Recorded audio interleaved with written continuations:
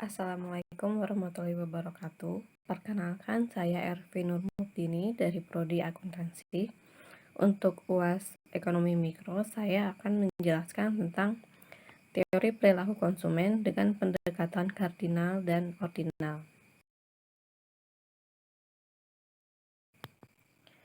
Dalam kegiatan ekonomi, masyarakat melakukan kegiatan produksi, kegiatan konsumsi, dan kegiatan pertukaran.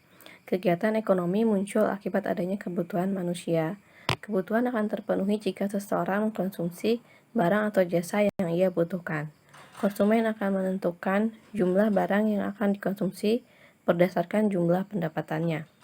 Perilaku konsumen adalah suatu proses yang dilalui oleh seseorang atau organisasi dalam kurun waktu tertentu untuk meneliti, membeli, menggunakan, mengevaluasi, dan membuang produk atau layanan pasca konsumen untuk memenuhi kebutuhan mereka, baik jangka pendek maupun jangka panjang.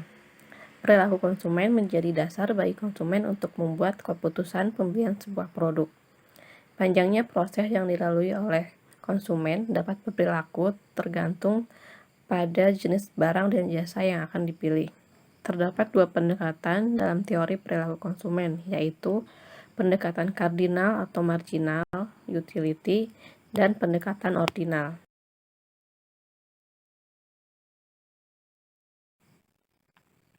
Menurut Leon Schiffman dan Leslie Canuck, perilaku konsumen adalah proses seorang konsumen dalam membuat keputusan untuk membelanjakan sumber daya yang mereka miliki berupa waktu, uang, serta tenaga untuk mendapatkan barang yang akan dikonsumsi.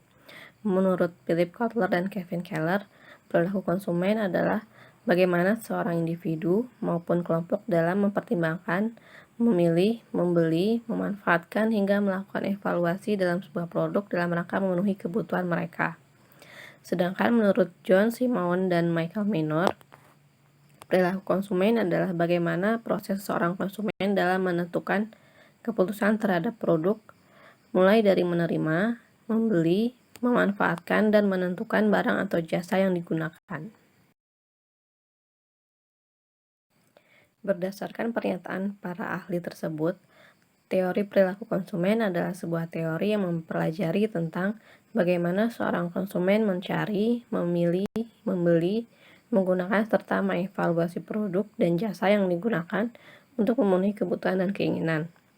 Perilaku konsumen ini dijadikan sebagai dasar bagi konsumen untuk membuat keputusan dalam pembelian sebuah produk. Teori perilaku konsumen ini dijelaskan dengan teori utility atau kepuasan yang menyebabkan seseorang konsumen ingin membeli barang. Terdapat dua pendekatan dalam teori perilaku konsumen, yaitu pendekatan kardinal atau marginal utility dan pendekatan ordinal.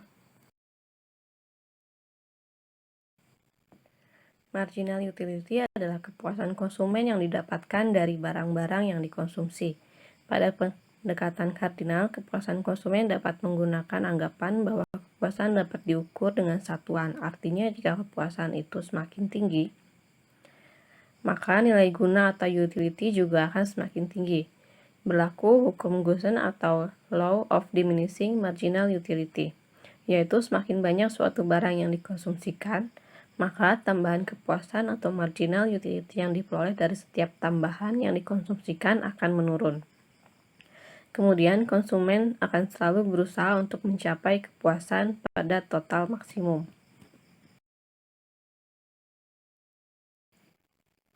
Contoh sederhananya adalah ketika seorang konsumen A menyukai sate ayam, maka ia akan mendapatkan kepuasan setelah mengkonsumsi 1 porsi sate ayam. Setelah itu, kembali mengkonsumsi 3 porsi sate ayam. Maka marginal utility menunjukkan tambahan kepuasan yang diterima oleh konsumen A setelah mengkonsumsi sate ayam porsi pertama, kedua, dan ketiga. Ketika seseorang mengkonsumsi suatu barang atau jasa secara berulang, maka kepuasan yang ia dapatkan akan semakin berkurang. Faktor inilah yang menjadi dasar Law of Diminishing Marginal Utility. Berdasarkan pada gambar di atas, dapat dijelaskan saat konsumen A mengkonsumsi sate ayam pada porsi pertama mendapatkan total utilitas sebanyak 15. Kemudian saat mengkonsumsi porsi kedua, total utility naik menjadi 22. Kemudian total utility akan meningkat lagi pada porsi ketiga menjadi 26. Sedangkan pada gambar 2 mengenai marginal utility, setiap penambahan jumlah konsumsi akan menurun. Ketika konsumsi mengkonsumsi porsi pertama, marginal utility sebanyak 15. Kemudian ketika mengkonsumsi porsi kedua, marginal utility turun menjadi 7 dan turun lagi menjadi 4 ketika mengkonsumsi porsi ketiga. Sedangkan berdasarkan pada gambar ketiga, jika harga barang adalah PX, maka tingkat kepuasan maksimal konsumen tercapai ketika konsumsi sebesar X1 atau ada di titik A. Pada harga yang sama, konsumsi dilakukan sebesar X3, maka kepuasan konsumen tidak akan maksimal atau ada di titik B, karena konsumen dapat mengkonsumsi lebih banyak lagi. Kemudian juga saat konsumsi sebesar X2, kepuasan tidak akan mencapai kepuasan maksimal karena konsumen mengeluarkan pengorbanan yang lebih besar atau titik E daripada yang ia dapatkan.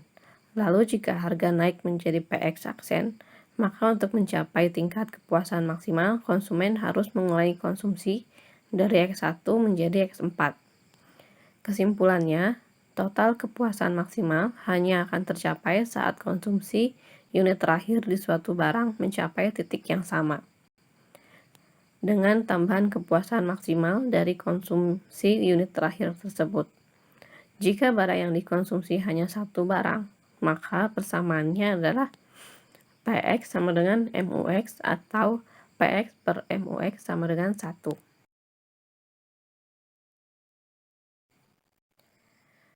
Karena PX sama dengan MUX, berarti jika MUX lebih besar dari PX, seseorang dapat meningkatkan utility-nya dengan mengkonsumsi barang X lebih banyak. Sebaliknya, jika MUX lebih kecil dari PX, seseorang harus mengurangi konsumsi barang X untuk meningkatkan utility-nya. Karena PX sama dengan MUX, maka kurva marginal utility sama dengan permintaan konsumen yang menunjukkan tingkat pembelian barang pada berbagai tingkat harga. Sedangkan jika barang yang dikonsumsi lebih dari 1, maka persamaannya adalah PX per MUX sama dengan PY per MUY sama dengan PZ per MUZ sama dengan 1. Persamaan ini juga disebut sebagai syarat keseimbangan atau equilibrium konsumen yang dapat dicatat dengan anggapan bahwa konsumen mempunyai uang yang cukup untuk dibelanjakan setiap barang sampai marginal utility setiap barang sama dengan harga masing-masing barang. Pendekatan ordinal atau kurva indifferent didasarkan pada asumsi bahwa kepuasan tidak dapat dikuantitatifkan dan tingkat kepuasan antar konsumen satu dengan yang lainnya berbeda-beda dalam mengkonsumsi barang dalam jumlah dan jenis yang sama. Konsumen bersifat rasional, artinya akan memaksimalkan utility dengan pendapatan pada harga pasar tertentu. Utility bersifat ordinal, artinya konsumen cukup memberikan ranking atau peringkat kombinasi mana saja yang ia sukai. Dan konsumen lebih banyak menyukai atau semakin banyak barang yang dikonsumsi, maka semakin tinggi kepuasan yang dimilikinya.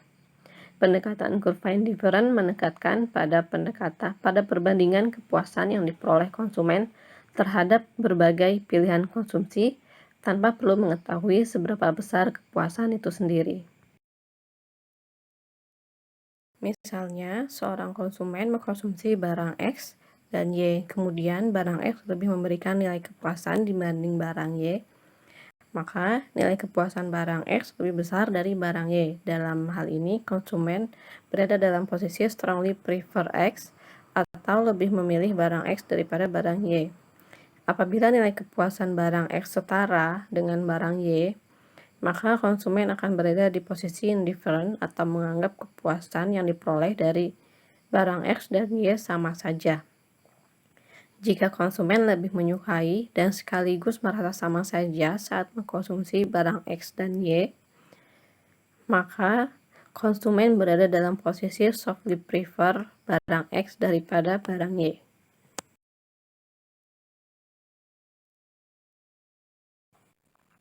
Berdasarkan kurva di samping, di titik A, B, C, dan titik lain sepanjang kurva indifferent menunjukkan pilihan konsumen atas konsumsi barang X dan Y yang memberikan kepuasan setara. Saat konsumen mengalihkan pilihan konsumsi, misalnya dari A menjadi B, maka diperlukan pengorbanan atau jika ingin menambah konsumsi barang lain, harus mengurangi konsumsi barang tertentu.